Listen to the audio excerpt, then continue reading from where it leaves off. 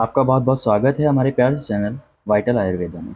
आज हम बात करने वाले हैं इंजरीज के बारे में। काफ़ी ज़्यादा इंपॉर्टेंट टॉपिक है, 5 या 10 मार्क्स में पूछा जाता है। तो स्टार्ट करते हैं आज का lecture. Introduction. Any physical damage to the violence और एक्सीडेंट और fracture can be called injury. किसी भी तरीके का फिजिकल डैमेज पहुंचना बॉडी को, ठीक है, चाहे वो हमारा वायलेंस के थ्रू हो, चाहे वो एक्सीडेंटल हो या हमारा फ्रैक्चर के थ्रू, उसको हम क्या कहते हैं? इंजरी कहते हैं। ठीक है। और इंजरी में अगर आपसे पूछा जाए कि कौन सा आईपीसी वहाँ पे उसको डिफाइन करता है, तो as per section 44 IPC defined as harm caused illegally to a person to his body mind reputation और प्रॉपर्टी, उसको हम क्या कहते हैं? इंजरी कहते हैं। यानी कि किसी भी तरीके का एक हार्म पहुंचाना, या तो उसके माइंड को, बॉडी को, रेपुटेशन को या प्रॉपर्टी को, उसको हम क्या कहते हैं? इंजरी कहते हैं।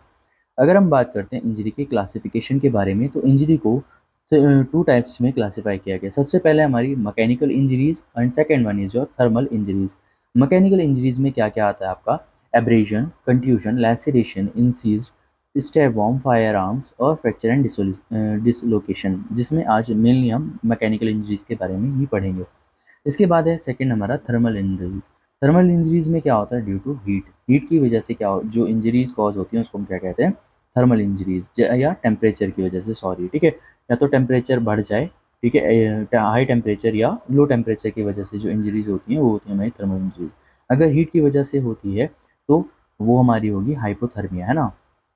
क्या कहलाएगा? हाइपोथर्मिया। अगर टेम्परेचर, सॉरी, हाइपरथर्मिया, अगर टेम्परेचर इंक्रीज कर रहा है, ठीक है, हाइपर थर्मिया। और अगर टेम्परेचर लो है, उसकी वजह से इंजरी हो रही है, तो वो कहलाएगा हमारा हाइपोथर्मिया ना। तो हाइपरथर्मिया में हम क्या क्या पढ़ेंगे? बर्न्स पढ़ेंगे और स्केल्स पढ़ेंगे। इसी तरह जब हम कोल्ड पढ़ेंगे तो उसमें क्या पढ़ेंगे? Frost bytes, trench foods and emergent foods के बारे में। तीसरी है हमारी chemical burn, radiation burn, electric burn, lightning burn और एक्सप्लोसिव बर्न। तो इंजरी बेसिकली दो कैटेगरी में क्लासिफाई की गई है, मैकेनिकल एंड थर्मल इंजरीज। इसके बाद हम बात करते हैं मेडिको लीगल क्लासिफिकेशन के बेसिस पे। अगर बात की जाए तो हम बात करते हैं सबसे पहले सीवियरिटी के बारे में कि कितना सीवियर केस है। या तो सिंपल हो सकती है इंजरी, या कैसे हो सकती है? बहुत ज़्यादा गंभीर, ग्रीवियस इंजरी वहाँ पे देखने को मिल सकती है। अनदर क्लासिफिकेशन में क्या क्या हो सकता है? सुसाइडल हो सकता है, होमिसाइडल और एक्सीडेंटल, या डिफेंस में, या फिर फॉल्स इंजरी या फेक इंजरीज कोई क्रिएट करता है, depending upon moment of death. किस तरह से हुई है? या तो एंटीमार्टम है इंजरी या पोस्टमार्टम है। एंटीमार्टम मतलब डेथ से पहले इंजरी हुई है, या डेथ के बाद जानबूझ के किसी ने वहाँ पे निशान बनाए हैं, ठीक है। तो हमारे पास दो टाइप की इंजरीज यहाँ पे बताई गई हैं। तो स्टार्ट करते हैं मैकेनिकल इंजरी में। सबसे पहले एब्रेशन। एब्रेशन क्या होता है? Injury to the skin resulting from the scraping away of superficial layer of skin. जब आपकी सुपरफिशियल लेयर क्या हो जाती है? वहाँ पे है ना, स्क्रैप हो जाती है, तो उसको हम क्या कहते हैं? एब्रेजन कहते हैं, यानी कि घिस जाना, ठीक है। जब आपकी जो सुपरफिशियल लेयर घिस जाती है उसको हम क्या कहते हैं?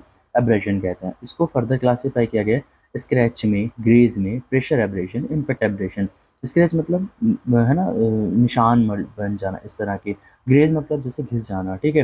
प्रेशर एब्रेशन मतलब प्रेशर की वजह से या किसी इम्पैक्ट की वजह से, ठीक है। तो यहाँ पे फर्दर इसका क्लासिफिकेशन किया गया। अगर हम बात करते हैं मेडिको लीगल एस्पेक्ट्स के बारे में, तो ये हमें बताता है कि नेचर क्या है इंजरी का, ठीक है। स्क्रैचेस हैं, ग्रेज हैं, प्रेशर एब्रेशन है या इम्पैक्ट एब्रेशन है, साइट ऑफ इम्पैक्ट कहाँ पे है, ठीक है। और हमें बताता है डायरेक्शन ऑफ फोर्स, ठीक है। इससे पता लग सकता है कि कौन से डायरेक्शन में है। जिस डायरेक्शन में हमारे मार्क होंगे उसके अपोजिट डायरेक्शन में मीन्स वहाँ पे इंजरी हुई होगी। नेचर ऑफ क्राइम भी बता सकता है, ठीक है। और site of injury. Pattern abrasion किस में यूज़ किए जाते हैं? ठीक है, हमारे ऑब्जेक्ट्स को आइडेंटिफिकेशन करने में, ठीक है, कि वहाँ पे किस ऑब्जेक्ट का वहाँ पे यूज़ किया गया है।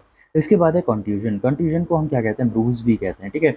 तो ब्रूसेस में क्या होता है? जब आपकी जो ब्लड कैपिलरीज हैं वो किसी तरीके से प्रेशर से रप्चर हो जाएं, ठीक है, या किसी भी तरीके से वहाँ पे ब्लड ऑब्जेक्ट से टकरा गया कुछ भी, तो वहाँ पे क्या होगा? कैपिलरीज रप्चर हो गई, जिसकी वजह से क्या हो जाता है? डिस्कलरेशन हो जाता है, पैच फॉर्मेशन होना स्किन में, उसको हम क्या कहते हैं?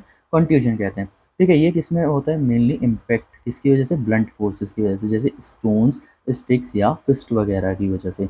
साइज ऑफ कंट्यूजन, साइज जो है कंट्यूजन का वो भी डिपेंड करता है कि वो जो इम्पैक्ट एरिया था वो कितना था, उसके अकॉर्डिंग क्या होता है? कंट्यूजन का साइज देखने को मिलता है।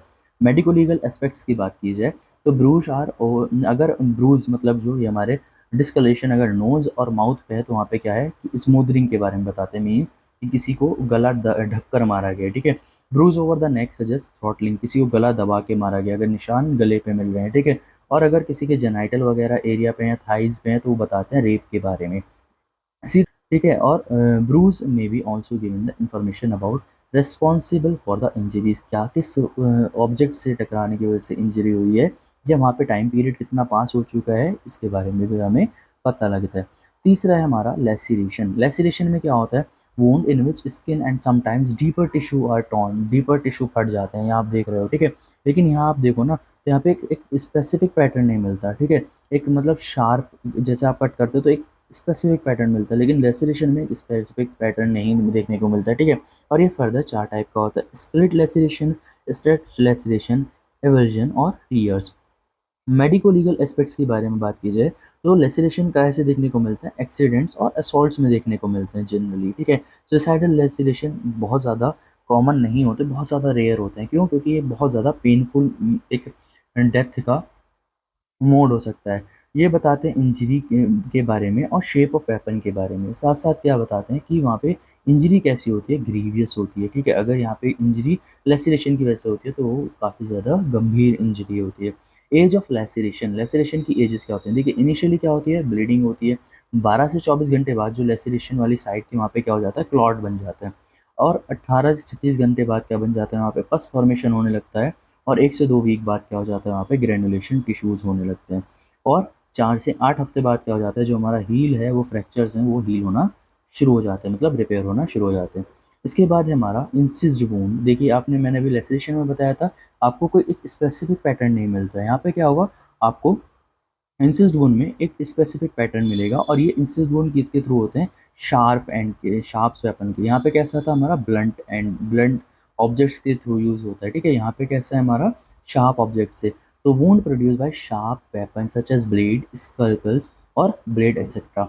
द एजेस आर स्मूथ, कैसे होते हैं एजेस, स्मूथ होते हैं, क्लीन कट, वहाँ पे आपको साइन देखने को मिलेगा, एवर्टेड होते हैं और फ्री फ्रॉम कंफ्यूजन, वहाँ पे किसी भी तरीके का वहाँ पे कैपिलरी रप्चर देखने को नहीं मिलती हैं। इसकी अगर टाइम और चेंजेस की बात की जाए तो फ्रेश पे जब होगा तो वहाँ पे क्या होगा, हेमाटोमा फॉर्मेशन होगा, ठीक है। 12 से 12 घंटे बाद क्या हो जाएगा, एजेस कैसे हो जाएंगे, रेड हो जाएंगे और स्वेलन हो जाएंगे, ठीक है। 24 घंटे बाद क्या हो जाएगा, स्कार्ब्स क्या हो जाएगा, हमारा जो निशान है वो ड्राई हो जाएगा और वहाँ पे आपको क्लॉट देखने को मिलेगा। 36 घंटे बाद वहाँ पे जो कैपिलरीज हैं उनका नेटवर्क कंप्लीट होना शुरू हो जाता है। 2 से 3 दिन बाद क्या हो जाता है, जो वूंड है वो हमारा फिब्रोब्लास्ट जो है वो भरना शुरू कर देते हैं।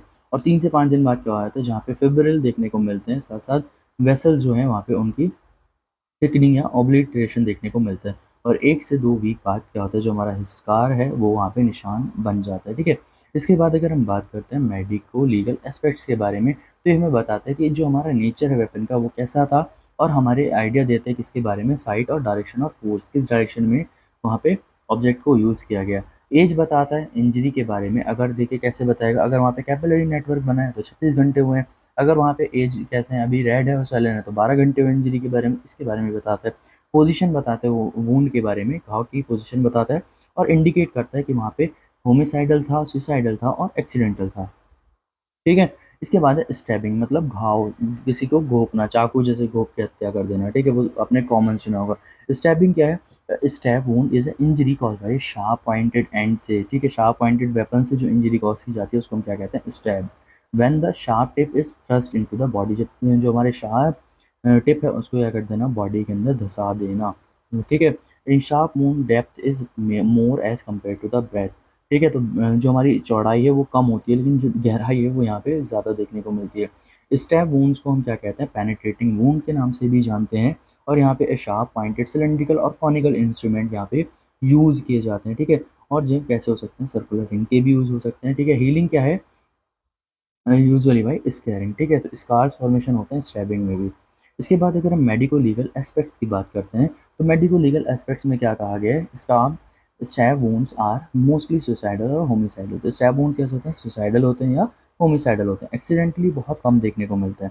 Position, number and direction of wound में indicate mode of action, suicidal, accidental और होमिसाइडल, कितने वहाँ पे घाव के निशान हैं, ठीक है, क्या उनकी पोजीशन है और वहाँ पे क्या उनका डायरेक्शन है, वो बताते हैं कि जो हमारी डेथ है वो सुसाइडल है, एक्सीडेंटल है या होमिसाइडल है, ठीक है। तो हमारे अभी हमने पढ़ा वुंड कितने टाइप के थे, 3 टाइप के वुंड थे, एक्सीडेंटल, सुसाइडल और होमिसाइडल। एक्सीडेंटल मतलब क्या है, जब आप किसी ऑब्जेक्ट पे, ठीक है, शार्प ऑब्जेक्ट पे क्या कर जाएँ, गलती से गिर जाएँ, ठीक है, तो वो है हमारा एक्सीडेंटल वुंड। और उसमें जो आपको देखने को मिलेगा जैसे ग्लास पीसेस वगैरह। सुसाइडल वुंड क्या होगा, वुंड्स आर मल्टीपल, बहुत सारे देखने को मिलेंगे और सुपरफिशियली देखने को मिलेंगे, ठीक है, जैसे कोई नस काट लेते हैं प्यार में बहुत से लोग, तो वो वाले, ठीक है। होमिसाइडल में क्या होता है, डिफेंस वुंड वहाँ पे देखने को मिल सकती है, कोई मार रहा हो तो उस टाइम पे जो डिफेंस के टाइम पे घाव बनते हैं वो आते हैं हमारे होमिसाइडल में। ये कैसे कहाँ-कहाँ पाए जा सकते हैं, ब्रेस्ट एरिया पे, जेनिटल एरिया पे, वहाँ अगर वहाँ पे हैं तो इसको बताएँगे सेक्सुअल ऑफेंसेस को बताएँगे। तो ये था हमारा आज का लेक्चर जिसमें हमने पढ़ा मैकेनिकल इंजरीज़ के बारे में। अगर आपको लेक्चर पसंद आया चैनल को सब्सक्राइब कर देना। Thank you.